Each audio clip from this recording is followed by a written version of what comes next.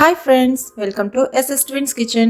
இன்னைக்கு நம்ம சேனல்ல ஒரு ஹெல்தியான பிரேக்ஃபாஸ்ட் வெஜிடபிள் கஞ்சி எப்படி வைக்கிறது அப்படின்னு பார்க்க போறோம். காய்கறியும் பருப்பும் சேர்க்கிறதுனால ஃபைபரும் புரோட்டீனும் நமக்கு கிடைக்கும். வீக்லி ஒன்ஸ் இந்த மாதிரி செஞ்சு சாப்பிட்டீங்கன்னா கொஞ்சம் டிஃப்ரெண்ட்டாகவும் இருக்கும், அட் த சேம் டைம் ஹெல்தியாகவும் இருக்கும். சரி வாங்க இப்போ வீடியோக்குள்ளே போகலாம். இதுக்கு என்னென்ன பொருள் வேணுன்றத சொல்லிடுறேன். ஃபர்ஸ்ட்டு நம்ம 1 டம்ளர் பச்சை அரிசி, 1/4 டம்ளர் பாசிப்பருப்பு, 1/2 டீஸ்பூன் வெந்தயம், இது மூணையும் ஒன்றா போட்டு நல்லா அலசி விட்டுட்டு தண்ணி ஊற்றி கொஞ்சம் நேரம் ஊற வச்சுருங்க. ஒரு 1/2 அன் ஹவர் ஊற வச்சுருங்க.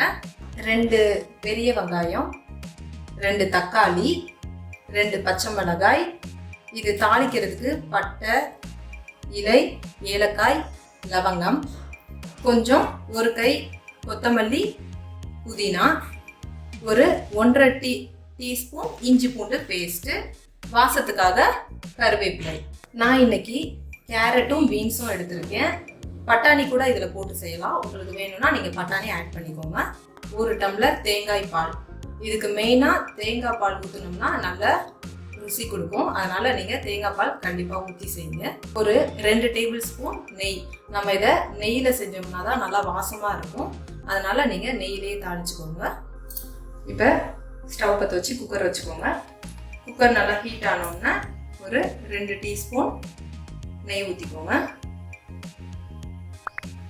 நெய் நம்ம எவ்வளோ சேர்க்குறோமோ அவ்வளோ நல்லா வாசமாகவும் இருக்கும், டேஸ்டாகவும் இருக்கும்.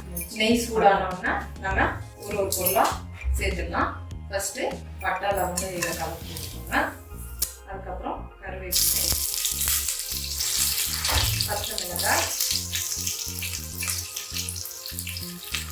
வெங்காயத்தை சேர்த்து நல்லா வதக்கிடுங்க. இது வெங்காயம் நல்லா வதங்கணும்னு அவசியம் இல்லை, நம்ம லைட்டாக வதங்கினா கூட போதும்.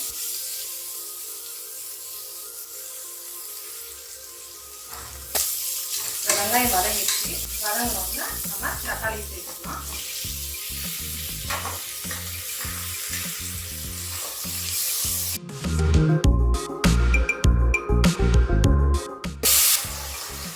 பாருங்க, வெங்காயம் தக்காளி நல்லா வதங்கிடுச்சு. வதங்கினோம்னா இஞ்சி பூண்டு பேஸ்ட் சேர்த்து அதையும் நல்லா வதக்கிடுங்க.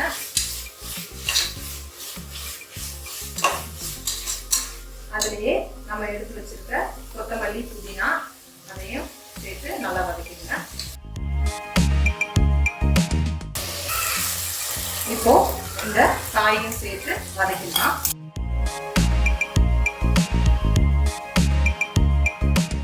இப்போ நம்ம இந்த ஊற வச்சிருக்க அரிசியை சேர்த்துடலாம்.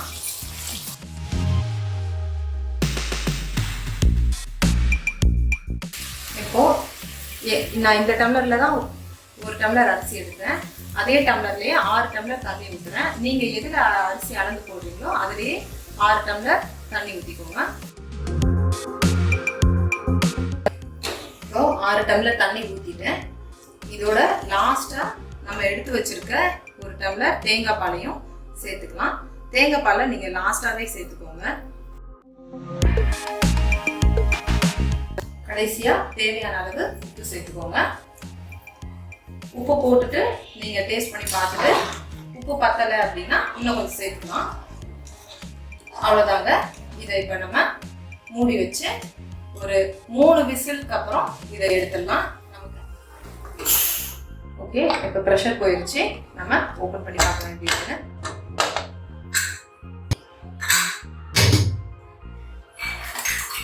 இப்போ பாருங்க, நமக்கு நல்லா வெந்து வந்திருக்கு. அவ்வளோதாங்க. இதை நம்ம பிள்ளைங்களுக்கு சூடாக ஊற்றி கொடுத்தோம்னா நல்லா ரெடி ஆயிடுச்சு. இதுக்கு தொட்டுக்க தேங்காய் துவையலோ புதினா துவையலோ அரைச்சிக்கிட்டிங்கன்னா நல்லாயிருக்கும். இது ஆப்ஷனல் தான், வேணும்னா செஞ்சுக்கலாம். வெறும் கஞ்சியாக சாப்பிட்டாவே நல்லது, ஹெல்தியும் கூட. குழந்தைங்களுக்கு இது கொடுத்தீங்கன்னா விரும்பி சாப்பிடுவாங்க. இந்த வீடியோ உங்களுக்கு பிடிச்சிருந்தா லைக் பண்ணுங்கள், ஷேர் பண்ணுங்கள், மறக்காமல் சப்ஸ்கிரைப் பண்ணுங்கள் ஃப்ரெண்ட்ஸ், அண்ட் கமெண்ட் பண்ணுங்கள். நன்றி, வணக்கம்.